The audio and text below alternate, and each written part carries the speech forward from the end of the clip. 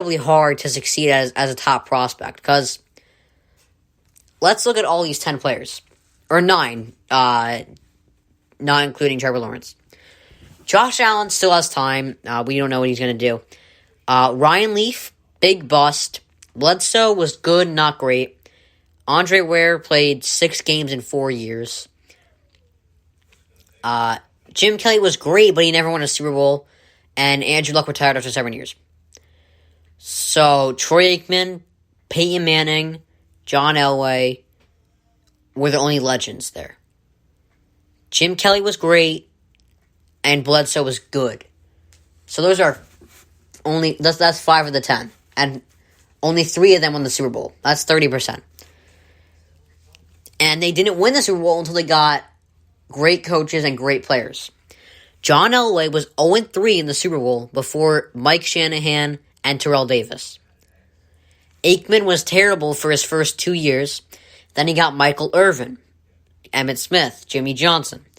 And he started winning. Peyton Manning was known as a choker for a decade. Then he got Tony Dungy, Marvin Harrison, Pierre Garçon, Reggie Wayne, and he won. And what's his name? Edgar and James. It takes time. There's another side here. Let's not get too crazy on Trevor Lawrence. And I'm saying that kind of as a joke because I'm about to get crazy on him a bit. No. So, there's another side here. Some people are saying, I think, was it just Chris Sims? I feel like some other people were saying this, but some people are saying Zach Wilson is better than Trevor Lawrence. Okay, he's not. Trevor Lawrence is a prodigy. Zach Wilson is a prospect. Think about it. Trevor Lawrence was 19 years old. He crushed Nick Saban at 19. I've never seen a 19-year-old crush Nick Saban like that. 44-16. And it's not like he was carried either. He threw for 300 yards, 3 touchdowns. You know, you don't beat Saban at 19. That's ridiculous. He's a prodigy. And we did this with Andrew Luck as well. You know, we've been talking about him so long about him being the number 1 pick and how great he is. We're like, oh, and then there's this new guy, and it's, new guy to talk about, awesome. And I get it. I mean, it gets boring talking about the same guy over and over again. But we have to accept the fact that he's better. We can't go and saying some dumb stuff, you know? It's, you don't get good publicity for that.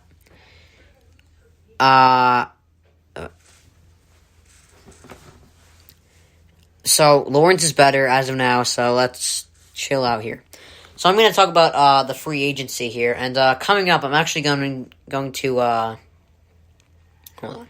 Oh, yeah, I'm going to do Where Did I Go Wrong? I'm going to talk about, I'm just going to say the 2 biggest things coming up. I'm going to do Where Did I Go Wrong? And I'm going to do mid-season awards for the NBA, as the All-Star game has happened already. Okay, so right now I'm going to do the NFL free agency that just happened in the past hour.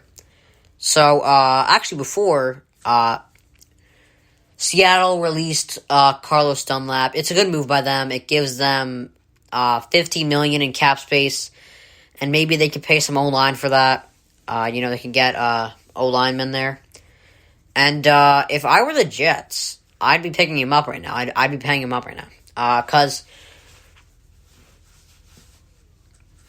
they need an edge rusher. They can use anything right now, the Jets. If they can find a capable edge rusher or a capable receiver or anything,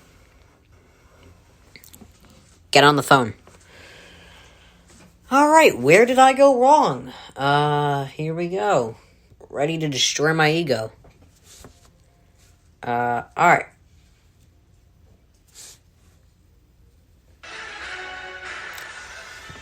So, where did I go wrong?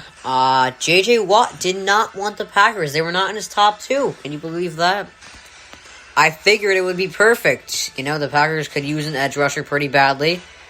Well, not pretty badly. I mean, they got, what's his name?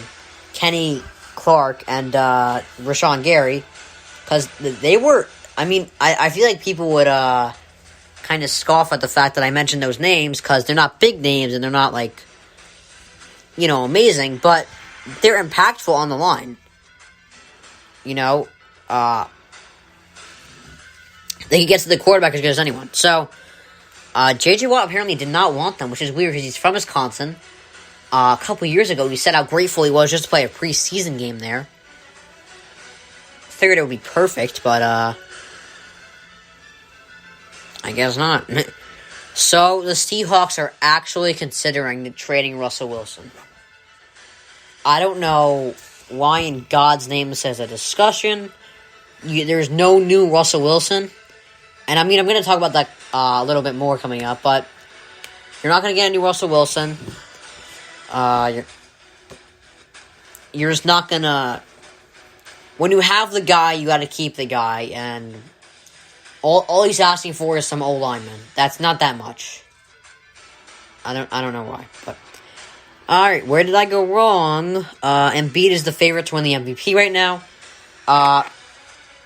I said a couple weeks ago that LeBron deserved it, and he did at the time, but, where I'm really wrong here is about what I've been saying about Embiid for the past couple years, which is that, he's goofy, he's a great player, but he's never going to be that guy to lead the team to a championship or win an MVP. Comes back this year, it comes up to bite me in the butt. He's the favorite to win right now, he's doing very well, and, Sixers look good. Alright, where did I go wrong? Stefanski is looking to keep Odell Beckham Jr. I figured, he's injured a lot, recently, you can get a lot out of him, because the last time he played a full season, he had over 1,000 yards and 10 touchdowns. So he still has gas in the tank, but, Stefanski's looking to keep him.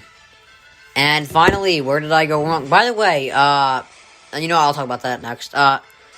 Sanchez is doing well in spring training right now. Judge thinks he could win AL MVP. So, I don't know. It's crazy. He's actually doing well. And I feel like it's ironic that he's doing... Why did the music stop? Hold on a second. I feel like it's ironic that he's doing well after I ripped him the other day. I said he better do well, or I'm going to be all over him. Alright. So, where did I go wrong? Alright. By the way, about baseball, I'm not going to do all those segments on it. Just because I feel like it's, a bit of a hassle, kind of. I'm only going to talk about, when there's a big, a big breaking news. So, let's talk about the least of, the least significant of all these signings so far. So, the Titans traded a 2020 first rounder, they traded 2020 first rounder Isaiah Wilson to the Dolphins. They're going to get a 7th round pick in 2021 and a 2022 7th rounder.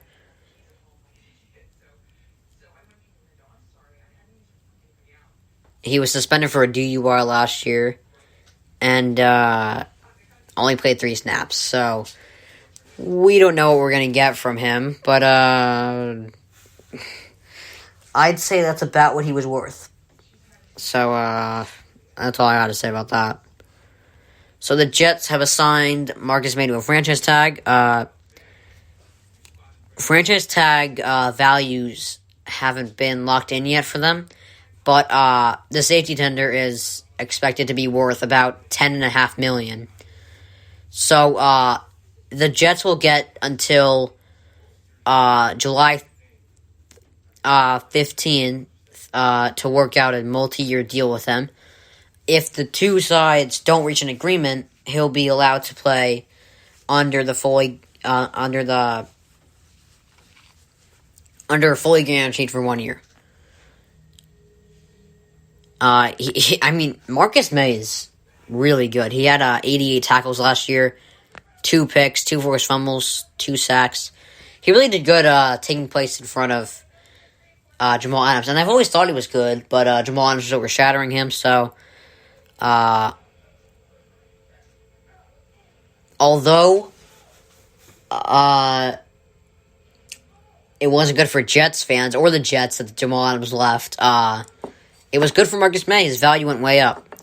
So I'm sure they'll sign him to a multi-year deal eventually. If they don't, it would just be a big Jets move. So I'm sure they'll sign him though, because they haven't been. Joe Douglas has done really well, and I don't think he'll f this up. So, all right, now the biggest signing of the hour, Dak Prescott is being signed to a 4-year deal, and I thought they should wait a year, give a franchise tag, see what really happens with Prescott and McCarthy, but this is okay too.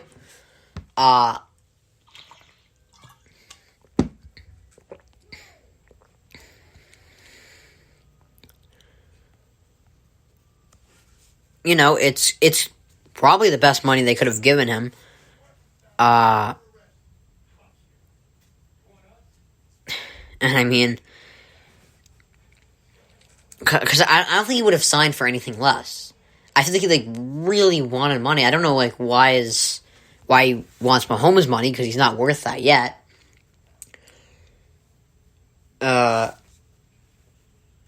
You know, but I mean, I don't know. I feel like it's a little crazy. They wanted Mahomes' money, but the Cowboys on the Cowboys side, it was a good job well done for them. They struck a deal with him. They got a good quarterback in them. He's led the league in passing yards up until week 6. So good signing by the Cowboys. Prescott, I don't know why he wanted that much money, but I'm sure you have a reason. So I think I'll do well in the next couple of years. All right, let's get some music going again.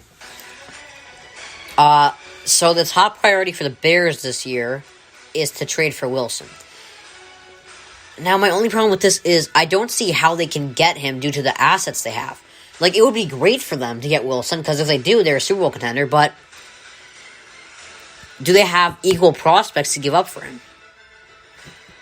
Now, I know there isn't any prospect to be equal to Wilson, but you know, they can give up some first rounders. I think the minimum is 3 first rounders. So, I don't know. Maybe they can get him. I don't know.